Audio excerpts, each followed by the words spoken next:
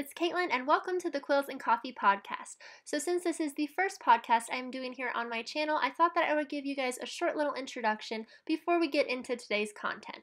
For these little podcasts going forward, basically the idea behind them is to have an audio version of the text posts that I put up on Quills and Coffee every Wednesday.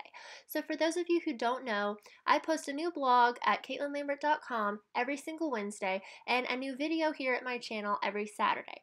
However, I understand that sometimes in our busy, crazy lives, it can be super difficult to find time to sit down and read through a whole blog post, especially if there's numerous blogs that you follow. So I figured that we all drive or do chores or have activities where there's an opportunity for us to listen to an audio. And podcasting really appeals to that. So going forward, there will always be an audio that accompanies every post that I put up, and there will always be a post that accompanies the audio. So if you are interested in reading through the text version, I will always link to that in the description down below if you would like to listen along as you read, but you are welcome to just listen to the podcast. That is what they are for, and I hope that you enjoy them. Alrighty, so without any further ado, let's get into today's content. So, recently on Twitter, I saw a quote which really stuck out to me, and I thought it would be such a good theme for today's character spotlight. What is that, you ask? That's right, villains. And not just villains in general, but specifically their motives. A weak villain is one who acts just because. They do things that help propel the story. In other words, their actions help the plot, but might not make sense from a character point of view. I have personally found that some of the best villains in books and even movies are those who have very personal, intimate motives or reasoning behind their actions. We will look at some examples and discuss how to make your villains three-dimensional and interesting. After all, the two most important characters in your story are the protagonist and the antagonist, aka the villain. So let's get started. Here is the quote which started this topic. And this is from John Rogers. It says, "You don't really understand an antagonist until you understand why he's a protagonist in his own version of the world." The thing that really strikes me so much about this sentence is the idea of the villain believing he is a protagonist. In other words, the villain truly believes he is doing the right thing, or at least his actions make sense to him even if he knows they aren't right. An example of this could be vengeance. The antagonist might know that slaying innocent people is wrong, but to him, they might not be innocent. It all comes down to perspective. Let's use a really strong villain whom I happen to love, in a love to dislike them kind of way. Spoiler alert, if you have not read the Red Queen series and that is something you are interested in reading in the future, I highly recommend that you stop now and skip ahead. I'll be picking back up after the spoilers at around minute 4:05, so skip on ahead to there if you do not want to hear the spoilers. Alright, let me wait a few seconds just in case. Alright, that should be good. Let's go on. So this villain from the Red Queen series is Maven. Victoria Aveyard does such an amazing job with crafting the character of Maven. I personally think that he is an amazingly strong character. By strong, I am referring not to his courage, but to the dynamic three-dimensional depth of his personality, history, feelings, and motivations. The reason that he torments Mare so much, especially in Glass Sword, is because he loved her, but she chose someone else. His anger towards his brother, whose shadow he has always stood in, fuels him. This anger is carried out on Mare, the girl he once loved. While Maven is, frankly, insane, he has a motivation that seems so real and honest and natural that I as a reader can't help but understand him. I don't agree with him, but he is one of the most fleshed out villains I can think of, and his motivation makes sense. The reason he does things makes sense. I could spend a lot of time picking through all of Maven's many vengeances and motivations and the backstory of why he makes the decisions he does, but instead I'll just say, go read the series if you haven't. But if you haven't, you probably shouldn't have listened to this because I've just spoiled everything. Alright, so for everybody joining us back after those spoilers, and for the people who stuck around through them, let's continue on.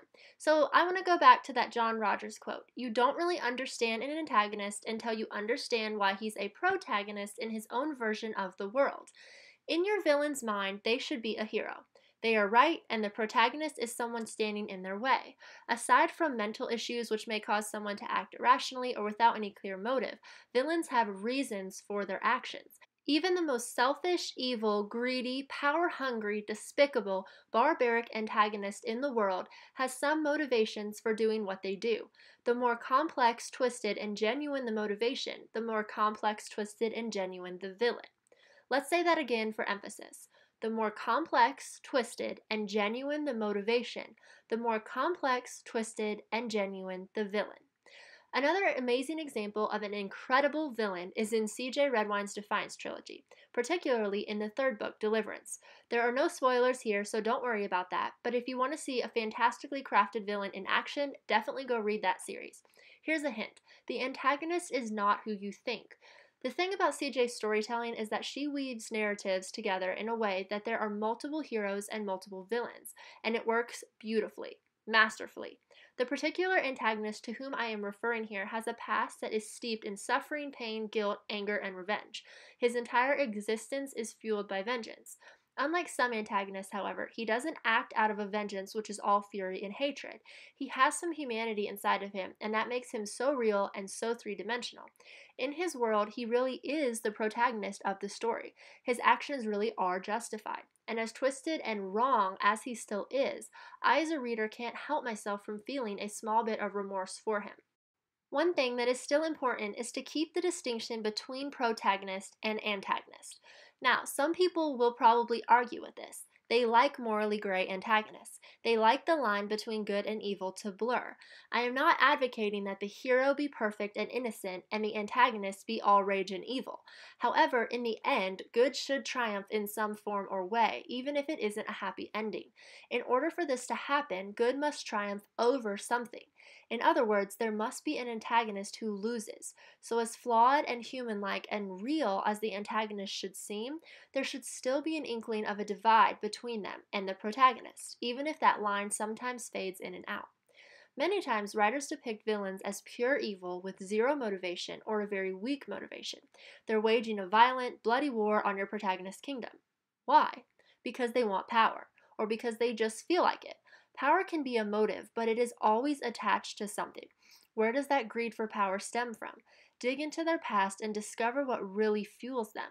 The more intricate and emotional that reason is, the more complex and interesting the villain. Now let's look at another fantastic example. I happened to absolutely love the movie Maleficent for many reasons, including, for one, incredible cinematography. However, one thing that struck me in this retelling is how the writers gave Maleficent, a notorious villain, motivations that were so real and raw that viewers couldn't help but feel badly for her. The boy she loves betrays her, marries someone else, and then has a baby. That baby is the product of betrayal and the object of Maleficent's wrath. Now, was cursing an innocent child right? No, and Maleficent acknowledges this in the end. There is still that definition between good and evil. However, her justification for fighting the kingdom's armies and killing the king are incredibly understandable. This is the kind of complexity that villains need. It can be draining to develop such a complex character.